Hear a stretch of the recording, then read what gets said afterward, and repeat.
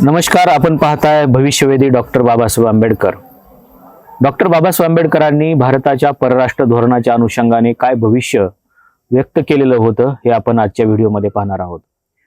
आपल्या सगळ्यांनाच माहिती आहे की 15 ऑगस्ट 1947 ला भारत स्वतंत्र झाला आणि स्वतंत्र झाल्यानंतर भारताचं नेमकं परराष्ट्र धोरण कसं असावं याची चर्चा सुरू झाली.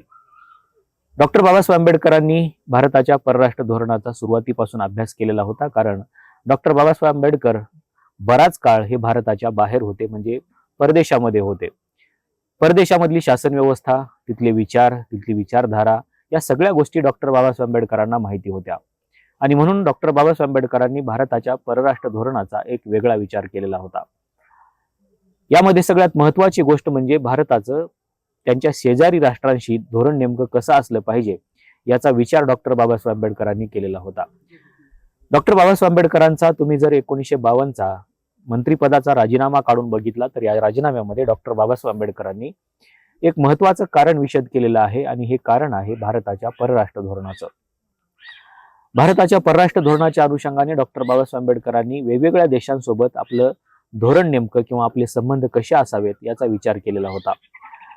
हे करत असताना डॉक्टर बाबासाहेब आंबेडकरांनी भारताच्या आणि चीनच्या बाबतीमध्ये देखील भारताचं धोरण कशा पद्धतीचं असलं पाहिजे याचा विचार व्यक्त केलेला होता.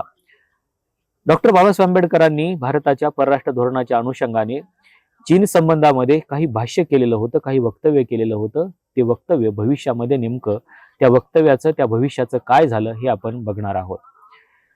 पंडित जवाहरलाल नेहरूंनी भारताच्या आणि चीनच्या संदर्भामध्ये हिंदी चीनी भाई भाई अशा प्रकारची घोषणा दिली होती आणि चीन हा आपला मित्र आहे असं त्यांनी हसून सांगितलेलं होतं. पण डॉक्टर बाबासाहेब आंबेडकरांनी भारताच्या या संबंधामध्ये नेहरूंना विरोध केलेला होता.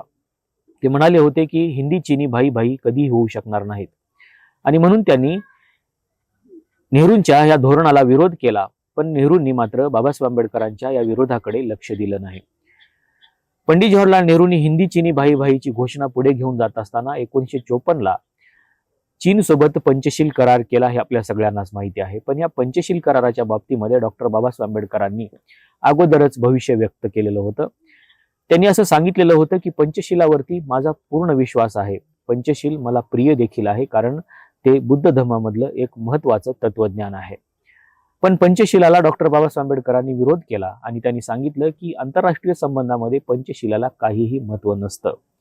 जर आपण इतका चांगुलपणा आंतरराष्ट्रीय संबंधामध्ये दाखवू लागलो तर भारताचं परराष्ट्र धोरण भविष्यामध्ये धोक्यात येऊ शकतं आणि म्हणून त्यांनी भारताचं चीन सोबतचे जे काही संबंध होते या चीन सोबतच्या संदर्भामध्ये त्यांनी नेहरूंना अगोदरच सावध केलेलं होतं. ते म्हणाले होते की भारताच्या परराष्ट्र धोरणाच्या अनुषंगाने नेहरूंनी थोडी सावध भूमिका घेतली पाहिजे आणि चीन सोबत होत असलेला पंचशील करार हा रद्द केला पाहिजे. असं का म्हणाले होते डॉक्टर बाबासाहेब आंबेडकर? कारण आंतरराष्ट्रीय संबंधामध्ये पंचशिलाला काहीही महत्त्व नसतं असं त्यांचं मत होतं आणि तीच गोष्ट भविष्यामध्ये खरी ठरली. डॉक्टर बाबासाहेब आंबेडकरांनी भारत आणि चीनच्या पंचशील कराराला कडाडून विरोध केला आणि त्यांनी सांगितलं की पंचशिलाला इथे काहीही महत्त्व भविष्यामध्ये राहणार नाही, कारण पंचशिलाचं पालन हा चीन देश कधीही करू शकणार नाही. चीनच काय तर कुठलाही देश हे पंचशिलाचं पालन करू शकत नाही आणि म्हणून आंतरराष्ट्रीय संबंधामध्ये पंचशिलाला काहीही महत्त्व नसतं असं डॉक्टर बाबासाहेब आंबेडकरांचं म्हणणं होतं. एका बाजूला डॉक्टर बाबासाहेब आंबेडकरांच्या समोर धर्म होता आणि दुसऱ्या बाजूला डॉक्टर बाबासाहेब आंबेडकर त्या धर्मातल्या तत्वाला आंतरराष्ट्रीय संबंधामध्ये किती महत्त्व असतं किंवा नसतं हे सांगत होते. डॉक्टर बाबासाहेब आंबेडकरांनी नेहरूंना सांगितलं की तुम्ही जो पंचशील करार करत आहात हा पंचशील करार जास्त दिवस टिकणार नाही, कारण चीन या पंचशिलाचं पालन करणार नाही. हवं तर माओने चीनमध्ये सुरुवातीला याचं पालन त्यांच्या देशामध्ये केलं पाहिजे, पण ते करणार नाहीत असं देखील डॉक्टर बाबासाहेब आंबेडकरांनी सांगितलं. डॉक्टर बाबासाहेब आंबेडकरांनी 1953-54च्या आसपास ज्यावेळेस हा पंचशील करार होत होता त्यावेळेस नेहरूंना या सगळ्या गोष्टींची सूचना दिली आणि त्यांनी सांगितलं की हा पंचशील करार करू नये, कारण याला काहीही महत्त्व असणार नाही. 1954ला डॉक्टर बाबासाहेब आंबेडकर हे सांगतात आणि लागलीच एक 5 ते 6 वर्षानंतर भारत आणि चीनचं युद्ध होतं आणि पंचशील करार मोडीत निघतो. त्याच्यानंतर देखील 1972च्या आसपास चीन सोबत आपले वाद व्हायला लागतात आणि आजही आपण बघतोय की डोकलामचा प्रश्न ताजा आहे. त्याच्यामुळे पंचशील कराराला इथे काहीही महत्त्व राहणार नाही असं डॉक्टर बाबासाहेब आंबेडकरांनी त्यावेळेस सांगितलं होतं. ते आजही खरं ठरताना दिसते.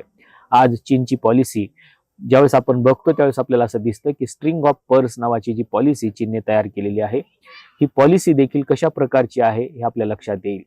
स्ट्रिंग ऑफ पर्ल्सने भारताचा जो समुद्र किनारपट्टा आहे, हा सगळा समुद्र किनारपट्टा घेरलेला आहे आणि जवळपास समुद्रामध्ये असलेली 18 बेटं हे आता सध्या चीनच्या ताब्यामध्ये आहेत. म्हणजे दक्षिण भारताला पूर्णपणे चीनने वेढा घातलेला आहे.